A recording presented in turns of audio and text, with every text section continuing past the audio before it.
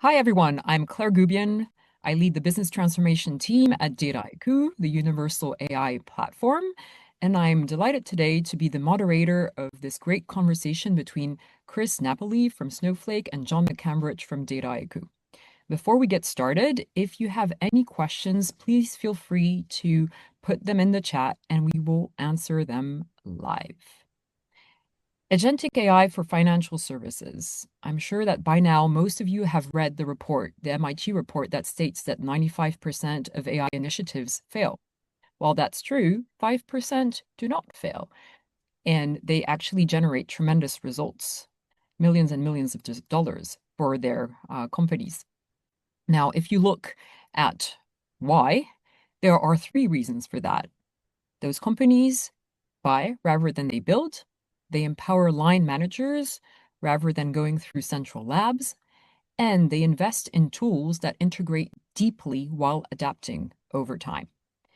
And this is exactly what Snowflake and Dataiku enable to do. Looking specifically at financial institutions, what we see is that a lot of them are building AI use cases in isolation, each solving a single problem, but unable to share intelligence or scale across the enterprise. Thanks to their deep integration, Snowflake and Dataiku help build AI at scale in a governed way. Now, let's get into the depth of this conversation. John McCambridge from Dataiku, if you would like to introduce yourself. Absolutely. Thanks, Claire. I'm John McCambridge. I'm the Global Director of Finance Solutions at Dataiku. My job covers a lot of pieces, but most important for this conversation, I get to work directly with our clients at both the cutting edge of the overall agentic deployments out there in the world within financial services, but also just as critically at the cutting edge for those specific firms. So I get to see exactly what real world use of agentic AI looks like today. And of course, there's a spectrum of that we see. We use that as a core for this conversation as we go forward. And of course, Chris Napoli gets to experience something quite similar on his side. Chris. Hey, yes, thank you, Claire. Thank you, John. Hey, everyone. I'm Christopher Napoli. I lead currently wealth and asset management go-to-market strategy here at Snowflake. What does that mean? Similar to John, it is various responsibilities, but I tend to bring organizations from onboarding, like bringing, transforming and migrating systems into Snowflake all the way out to working with agentic AI use cases, leveraging our Snowflake intelligence platform, but even more importantly, working with partners like Dataiku in order to bring much more interesting and creative solutions out to market that lever the entire partner ecosystem for Snowflake. So thank you both very much for having me today, and I really look forward to this conversation. Thank you, John, and thank you, Chris. So, John, in your capacity of leading wealth and asset management at Snowflake, I'm sure you get to see a lot about real ROI driving use cases thanks to agentic AI. Would you mind sharing a bit more about what those use cases are? Yeah, and thank you, Claire. I know you were looking to address me. Then thankfully, my name is Christopher John, which I don't say, but teasing aside, right? There definitely have been a few focus areas that bring out that ROI that you highlighted within the MIT report, particularly for financial services.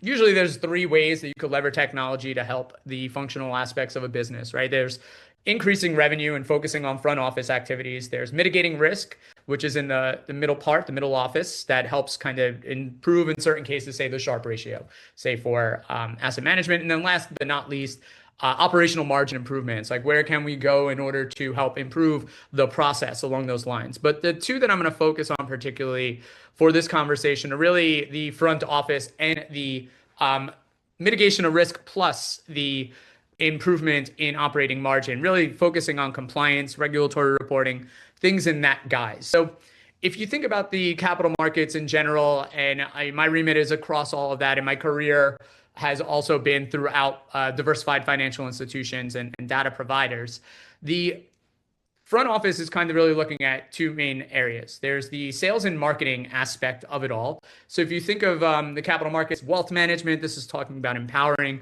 financial advisors. If you're in pure asset management, this is improving, as I mentioned, maybe trading analytics, getting information to decision makers faster. And then Accordingly, there are other areas like in private equity where you're focusing on deal flow, relationship science, right? So part of what we've worked on together between our organizations is the focusing out on not so specifically, say, the distribution analytic side of the house for asset management and bringing in AUM, but really just designing a relationship management, i.e., a next best action, or how do we bring in analytics plus a data that can really empower a decision maker to improve the actual productivity of someone that is operating and working in the front office. There has been incredible lift in that area. There are specific startups that are really helping build the UI layer, or have been over the past few years as AI investment and capital out of San Francisco has moved into that plight and into that area. And now we're starting to look to see like how do we make sure that that will be scalable. And we'll have some opinions on that later on in this webinar.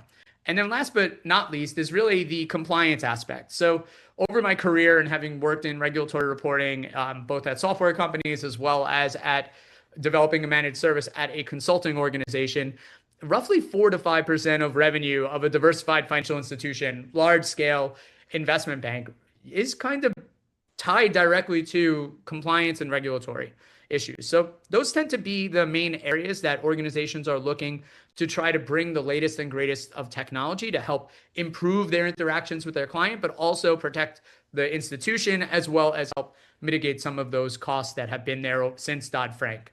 Over to you, John. Any comments on that area?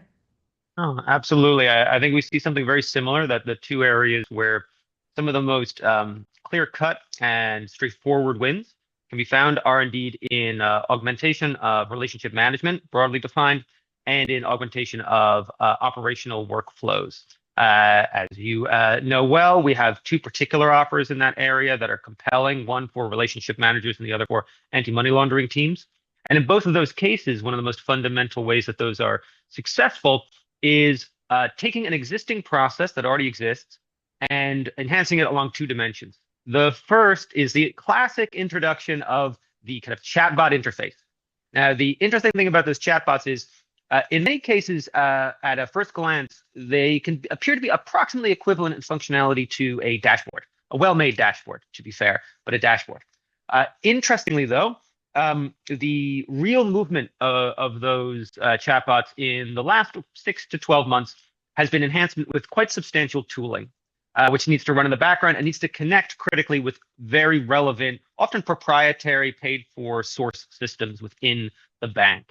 When you have that in place, they start to move beyond that mere kind of dashboard alternative, and they start moving into a place in which they can be generating insights and content and summarizing, consolidating insights and content very rapidly and effectively for an RM.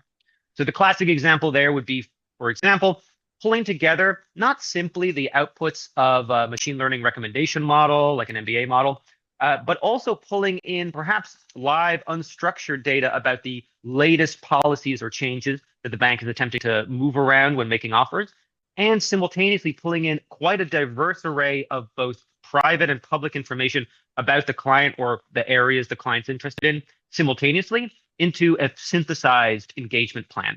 And then taking that engagement plan and splitting it out into immediate forms of contact. Like, here's how you would now engage this person in an immediate conversation on the phone, a email communication, and perhaps a more casual communication through like a text that you might have. Being able to generate all of that essentially instantaneously on demand is incredibly valuable for an RM because it doesn't fundamentally change the value they're adding. They still are making the critical decision, the decision to move forward and the path to take, but it allows them to take that first step very boldly and for that to be a big initial first step rather than having to do all those little pieces at first before they can even move.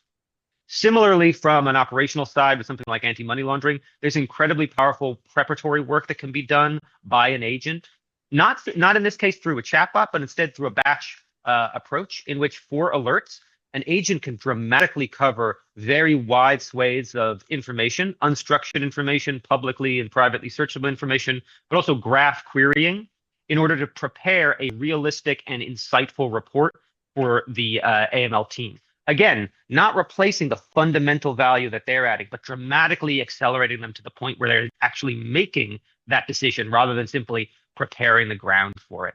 So yeah, absolutely relevant areas, and some of the most compelling and straightforward, even though under the hood some complicated stuff's going on, ways for people to be delivering value today with agentic AI. Mm-hmm.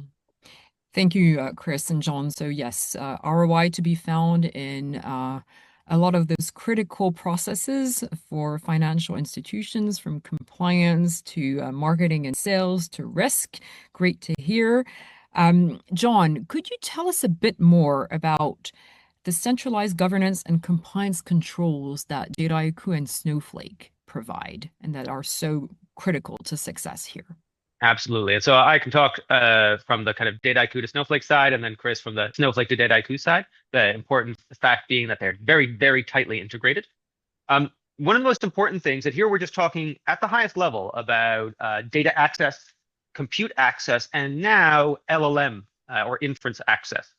The important thing is that the principles that Dataiku, Snowflake, and others have used to approach it don't fundamentally change. And the principles should be that a person or a team should have the most frictionless access to whatever they are supposed to be allowed to access. So you never want to allow people to access information or compute or inference arbitrarily. But simultaneously, once you have any kind of policy in place, constraints in place, once you have allocated those permissions, you want those permissions to be leveraged at the click of a button seamlessly in the background. And this is one of the great ways in which Dataiku and Snowflake can work together so perfectly. And this then allows people to build the work that they are supposed to be building in the manner they are supposed to be, while giving them the independence to approach those problems the way they need to. And I think the important thing to remember here, of course, is that even when it comes to inference, you're going to need different models that will be relevant in different contexts. When it comes to compute, you're going to need to have a place in which nowadays very substantial amounts of data need to be handled quickly. And from the fundamental point of access, you're going to need to be able to move data in and out of systems in a permissioned way. And in particular, pull data often from sources that are far removed from some of the most modern investments that the bank will have made, but are nonetheless critical data sources. I'm thinking like product processors or KYC systems, critical sources of information for the kinds of agentic workflows that you want to be building today. And I think Chris could speak quite a bit to some of these critical points. Yeah, and John, thank you for that. Thanks for setting it up, because there are quite a few different areas to think about. As you had highlight, data access, compute access, LLM access, and then Claire, to your main point, how do you generate that ROI? i.e., how do we just not keep replicating pre-existing types of patterns that gave us that technology debt that we are actually looking to solve? And part of that has to do, as John highlighted, the metadata integration that comes when you work with a cloud data platform such as Snowflake, which really allows you to set all the permissions and controls that you need, row-based access controls, conditional masking for PII information, things along those lines, in that centralized cloud repository that allows you to then pass through to all of the integrated platforms that work with Snowflake. And in this case, specifically for no-code, low-code advanced analytics, Dataiku. So what that really means is that whether you're doing this now for structured or unstructured information, as Snowflake is a cloud data platform, it is a lakehouse, it does not particularly care about what mode of information you're storing, it's bringing that same level of permissibility and integration through to the other platforms. You ultimately want to be able to govern once in a location, right, where the individuals know whether a certain department has access to a certain data set, data feed, and the creation of the data products that are created within that area pass through to all the other informations. That really allows you to get to that level of access and control that we were highlighting. But as John mentioned, the main difference that we've noticed with LLMs and the inference aspect of that John had brought up is really that you require cloud computing in order to fine-tune these models, to have access to the latest and greatest, such as a Gemini 3.0 coming out into the enterprise. And that really has been a focus for Snowflake, is to ensure that we have the ability to pass along, regardless of what it is that you are designing, the LLM that you are choosing in order to be that inference agent.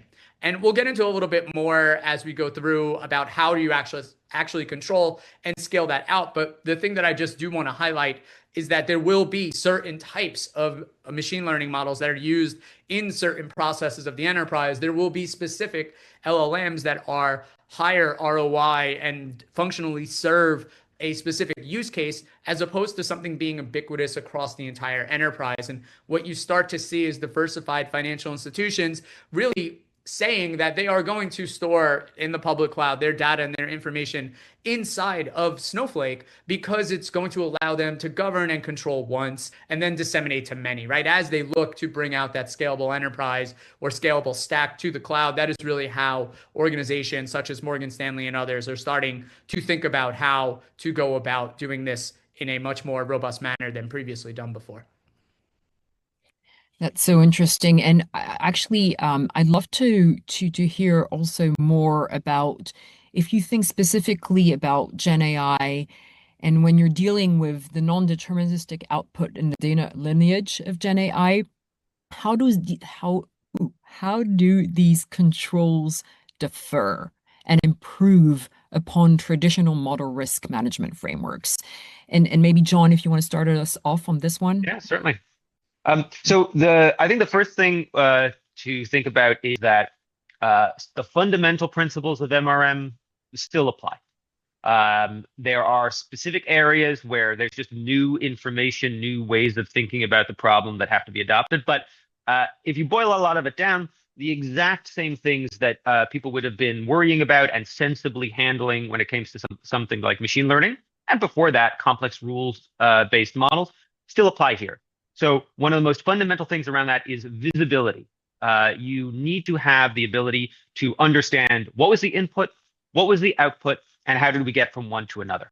And again, just like with machine learning, there doesn't have to be a completely literal set of steps that you definitively are tracking every time, as long as you understand the point at which the model was engaged, and you have a lot of information about specifically what that model was and how it was built, what it was doing, how it was designed, what the guardrails were that were attached to it, and so on.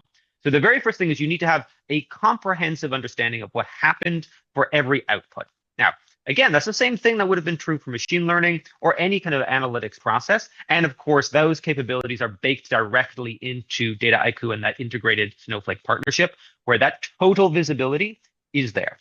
The other thing that you need, again, in no way a surprise to anybody, is the ability to control the movement into what a DevOps person would consider production. But more generally, we can just think of this idea that if something is going to be sandboxed, an experiment, a little trial, that's one thing. There needs to be a formal mechanism. It can be complex or simple, but it needs to exist whereby that project, that experiment, is elevated into a state of formally being used. That you are now saying that this is actually going to, let's say, result in customer interactions or result in investment decisions and so on.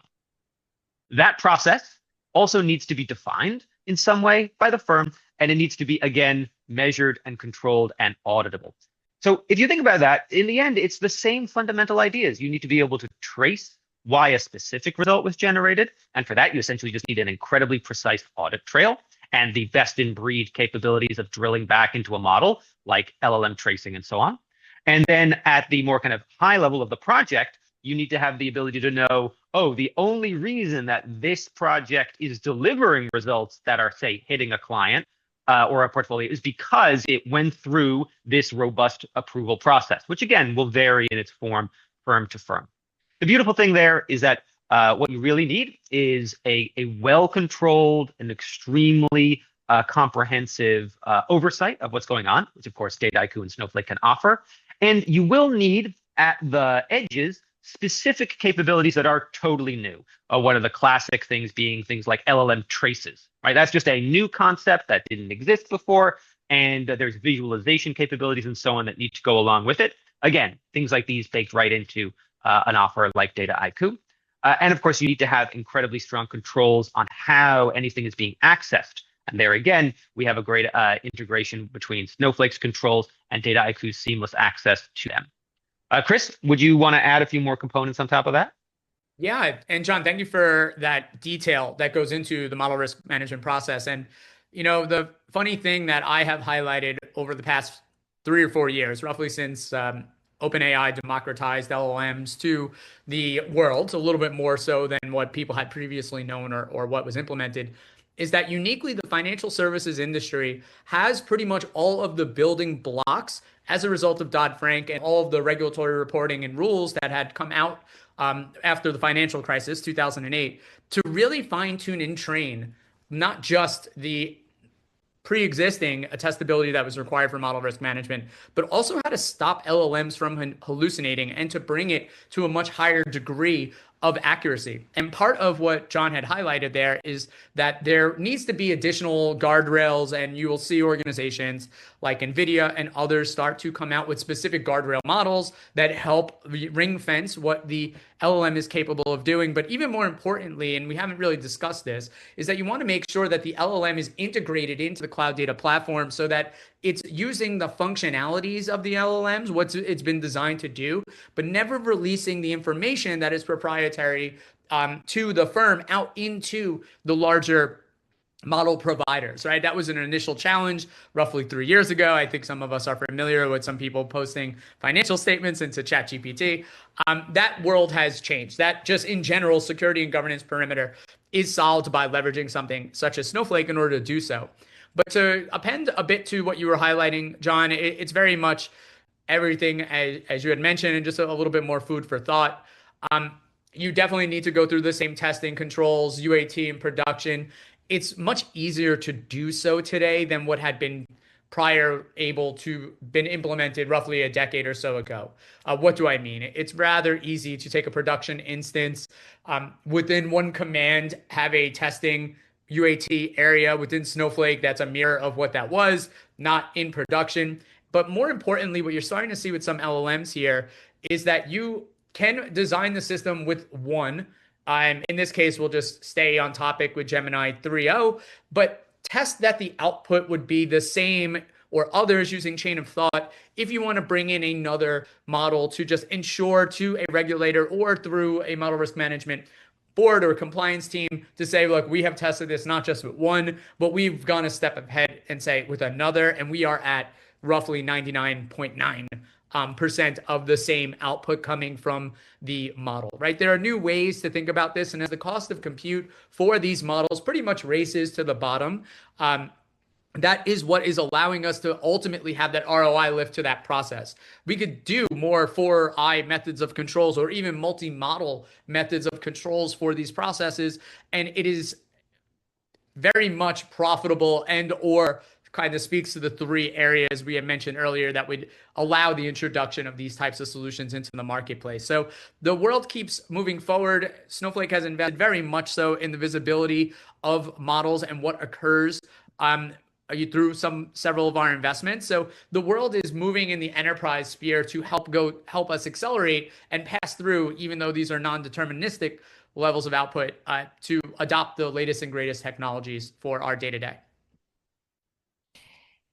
Chris and John, I have one last question for you. So I think both of you have given amazing insights on the tech and the process side of things, right? Choosing the right tech, embedding the right process in terms of governance, controls, observability, visibility. Great. Now we all know it's tech, process, and people.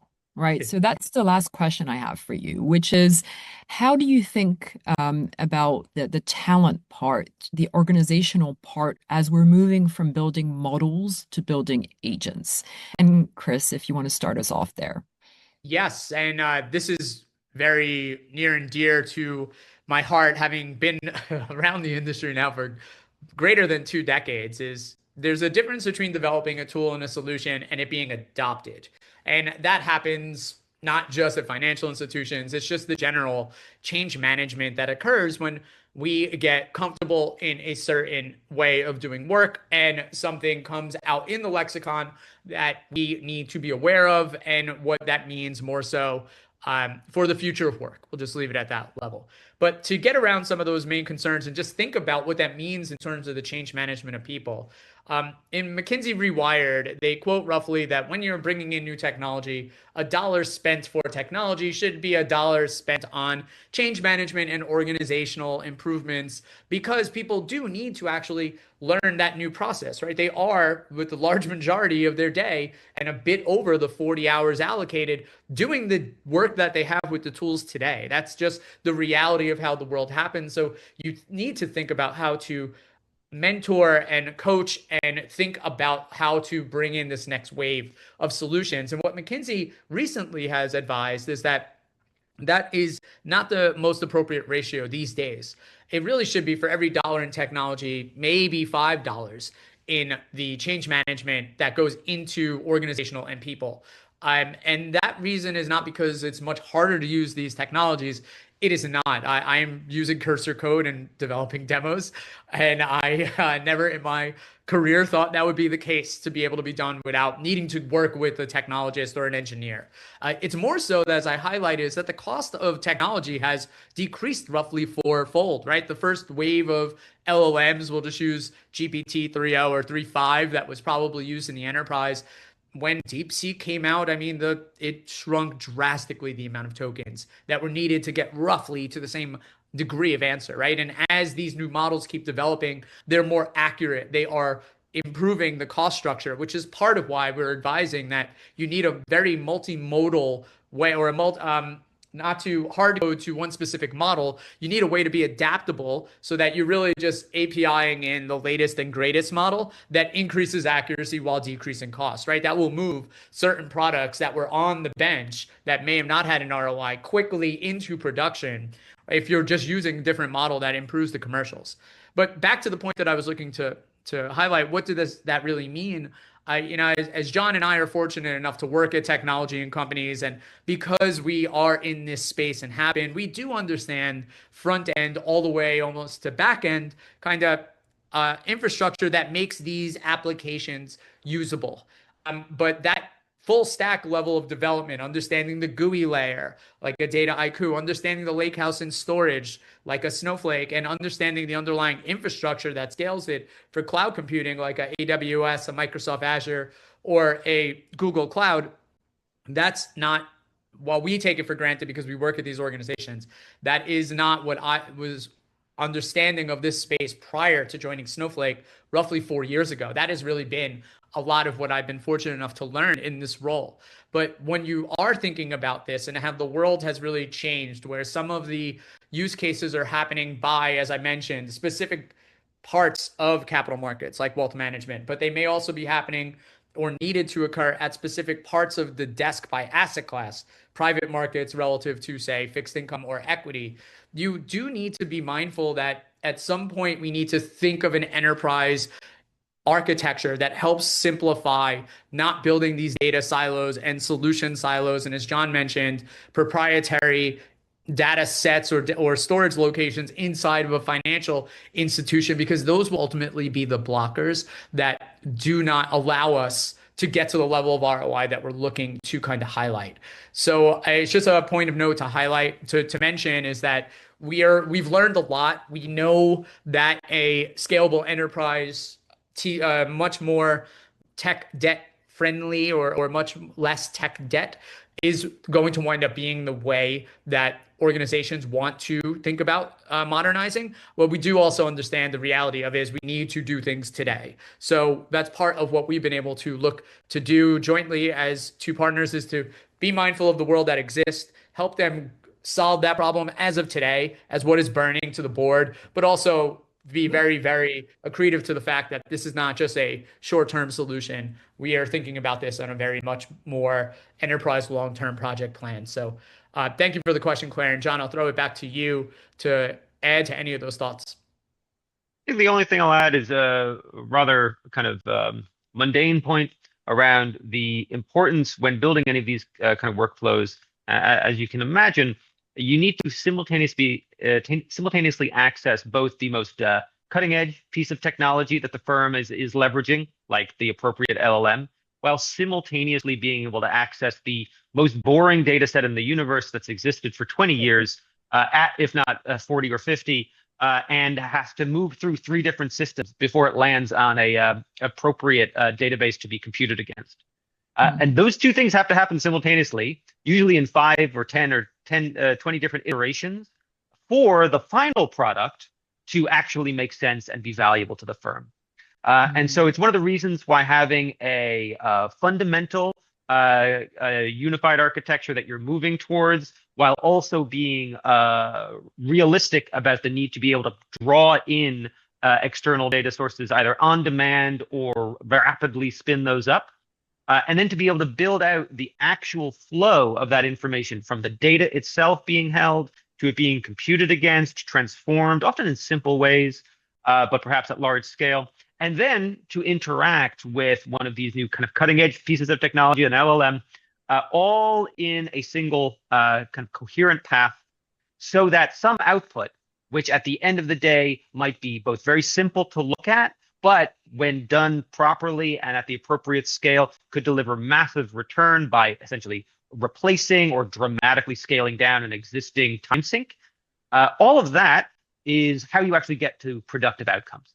So I would always encourage folks to be simultaneously thinking whenever they're trying to build out these workflows and they're trying to solve these problems, to recognize that all of those pieces playing together is how you actually get to success at the end. And so you want to make sure that whatever strategy you're adopting, whatever tools you're leveraging, being able to interconnect all of those seamlessly is at the heart of your approach.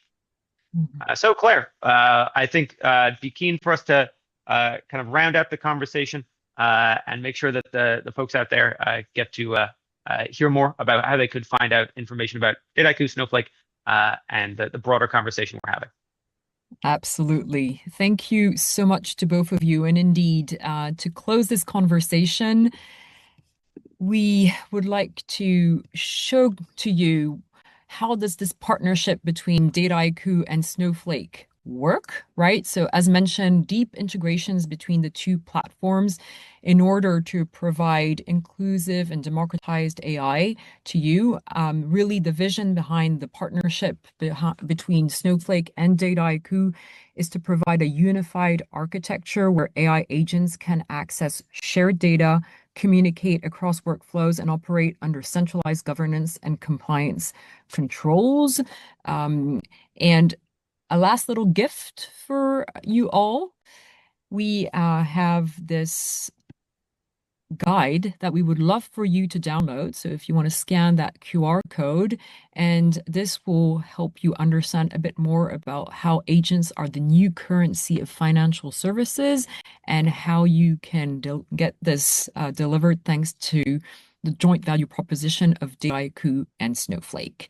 Please do not hesitate to connect with us on LinkedIn if you have any further questions. And thank you so much again to our 2 amazing speakers today.